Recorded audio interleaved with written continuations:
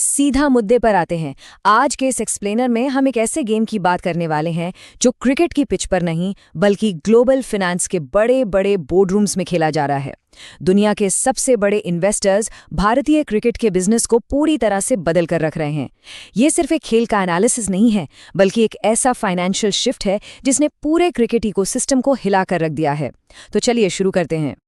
अब आप शायद सोच रहे होंगे कि अचानक ऐसा क्या हो गया, दुनिया भर के फाइनेंशियल दिग्गज अचानक क्रिकेट टीमें खरीदने के लिए इतने बेताब क्यों हैं? इसे समझने के लिए हमें स्टेडियम की भीड़ से निकलकर उन बंद दरवाजों के पीछे जाना होगा जहां हाल ही में एक भयंकर बिडिंग वॉर या कहें नीलामी की जंग देखने को मिली है। जरा इस आंकड़े पर गौर कीजिए, $2 बिलियन। भारतीय रुपयों में बात करें तो लगभग 16,000 करोड़ रुपए। जी हाँ, आपने बिल्कुल सही सुना। ये कोई छोटी मोटी रकम नहीं है बल्कि रॉयल चैलेंजर्स बेंगलुरु यानी विराट कोहली की फ्रेंचाइजी का फाइनल सेल प्राइस है। इसे पहले British multinational liquor company Diageo control करती थी। मतलब एक अकेली टीम की कीमत 16,000 करोड़, ये तो किसी के भी होश उड़ाने के लिए काफी है। अब डियाजियो का मेन काम तो जॉनी वॉकर जैसे मशहूर लिकर ब्रांड्स बेचना था ना, क्रिकेट टीम चलाना तो उनका बिजनेस नहीं था, तो उन्होंने चुपचाप इसे बेचने का फैसला किया। लेकिन इसके बाद जो हुआ वो बिल्कुल भी चुपचाप नहीं था। इस टीम को खरीदने के लिए जो होड़ मची उसमें बाजी मारी एक अनप्रेसिडेंटेड यानी बिल्कुल अनोखे कंसोर्शियम ने। इसमें ब्लैकस्टोन जैसा ग्लोबल एसेट मैनेजर है, भारत का आदित्य बिरला ग्रुप है, टाइम्स ऑफ इंडिया है और अमेरिका के स्पोर्ट्स बिलियनियर डेविड ब्रिट्जर की बोल्ट वेंचर्स शामिल हैं। ये एक बहुत ही तगड़ा ग्रुप है। और सुनिए, ये सोने की खदान खोजने वाली रेस सिर्फ आरसीबी पर खत्म नहीं हुई। राजस्थान रॉयल्स को ही ले लीजिए। इस फ्रेंचाइजी ने आईपीएल के इतिहास में सिर्फ एक बार खिताब जीता है। फिर भी इसे $1.63 बिलियन यानी करीब 15,000 करोड़ रुपए की भारी भरकम रकम में खरीद लिया गया। और खरीदा किसने?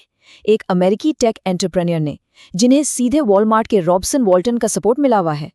एक एक टीम पर इतना बड़ा पैसा, ये साफ इशारा है कि कुछ बहुत बड़ा चल रहा है। तो आखिर इस सब की शुरुआत कहाँ से हुई? चलिए आते हैं सेक्शन 2 पर, द सीवीसी कैपिटल इफेक्ट और वो 350% का कैटलिस्ट। कहानी शुरू होती है ठीक 4 साल पहले। यूरोप की एक बड़ी प्राइवेट इक्विटी फर्म है सीवीसी कैपिटल। इन्होंने एक बहुत बड़ा रिस्क लिया। उन्होंने गुजरात टाइटंस में लगभग $200 मिलियन लगाकर एक स्टेक खरीदा। फिर उन्होंने क्या किया? उन्होंने बस शांति से 4 साल इंतजार किया और उसके बाद अपना वो स्टेक भारत के टोरेंट ग्रुप को पूरे $900 मिलियन में बेच दिया। सीवीसी ने असल में बड़े बड़े इन्वेस्टर्स के सामने मुनाफे का एक पूरा रोड मैप खोलकर रख दिया। मतलब सिर्फ 4 सालों में 350% का तगड़ा प्रॉफिट मार्जिन।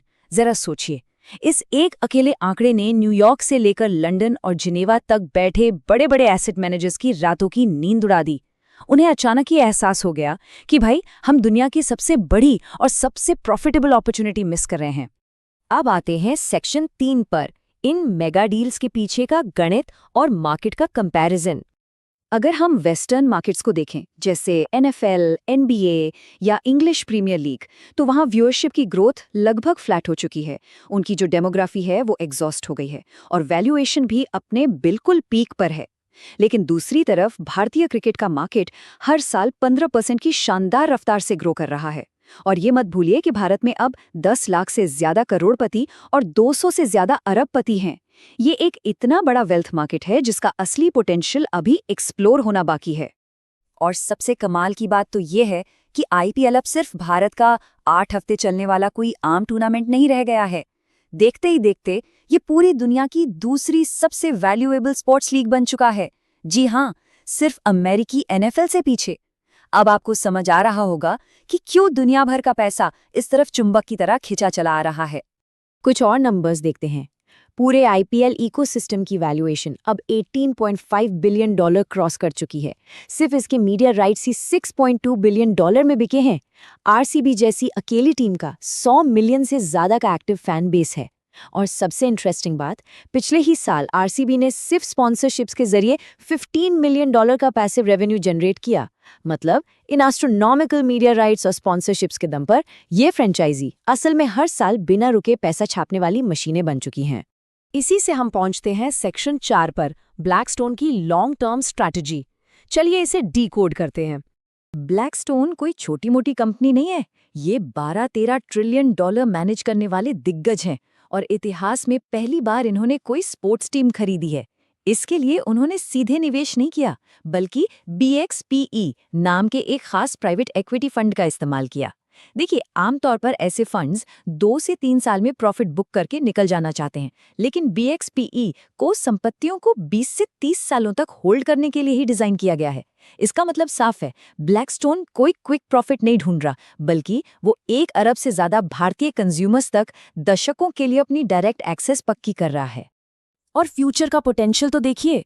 एक्सपर्ट्स का मानना है कि अमेरिका में IPL के लिए डिजिटल लाइसेंसिंग राइट्स बहुत जल्द ही भारतीय मार्केट प्राइस से 5 से 6 गुना ज्यादा महंगे बिक सकते हैं। नोवाक जोकोविच जैसे दुनिया के लेजेंडरी एथलीट्स भी अब क्रिकेट में दिलचस्पी दिखा रहे हैं। जैसे जैसे अमेरिका में क्रिकेट की व्यूअरशिप बढ़ेगी, इन डिजिटल राइट्स का कंपाउंड एनुअल ग्रोथ रेट इतना बड़ा होगा जिसका हम अभी सिर्फ अंदाजा ही लगा सकते हैं। तो इन सब का असर आगे क्या होगा? सेक्शन 5, IPL का फ्यूचर और एक फाइनेंशियल स्पॉट। वॉल स्ट्रीट का ये बेहिसाब पैसा इस खेल का फ्यूचर कैसे बदल रहा है? फाइनेंशियल एनालिस्ट्स बहुत कॉन्फिडेंट हैं कि यूके के फुटबॉल क्लब्स की ही तरह अब बहुत जल्द IPL टीमें भी शेयर बाजार में अपना IPO लेकर आएंगी। फंड मैनेजर्स टीम की परफॉर्मेंस के बेसिस पर उनके शेयर्स खरीदेंगे और बेचेंगे। ये सब इतना बड़ा हो जाएगा कि IPL हमारे ट्रेडिशनल टेस्ट और वनडे मैचों को पूरी तरह ओवरशैडो कर सकता है। टूर्नामेंट की प्राइज मनी कई गुना बढ़ जाएगी और ये खेल मौजूदा 120 देशों की बाउंड्री पार करके पूरे ग्लोब में एक्सपैंड कर जाएगा। इस पूरे शिफ्ट को अगर एक लाइन में समराइज करना हो तो ये कोट बिल्कुल सटीक बैठता है। IPL अब कोई डोमेस्टिक टूर्नामेंट नहीं है, बल्कि एक इंस्टीट्यूशनल एसेट बन चुका है। बिल्कुल सही सुना आपने। ये गेम अब एक ऐसा फाइनेंशियल इकोसिस्टम बन चुका है जहां ग्लोबल इन्वेस्टर्स अपने लिए भारी भरकम रिटर्न्स लॉक कर रहे हैं। तो इस एक्सप्लेनर को खत्म करते हुए मैं आपको एक बहुत ही प्रोवोकेटिव यानी सोचने पर मजबूर करने वाले सवाल के साथ छोड़ना चाहता हूं। जैसे जैसे वॉल स्ट्रीट इस खेल का पूरी तरह से वित्तीयकरण कर रहा है, क्या आने वाले वक्त में हम और आप सच में क्रिकेट का एक खेल देख रहे होंगे या फिर एक ग्लोबल ट्रेडेड इन्वेस्टमेंट व्हीकल को?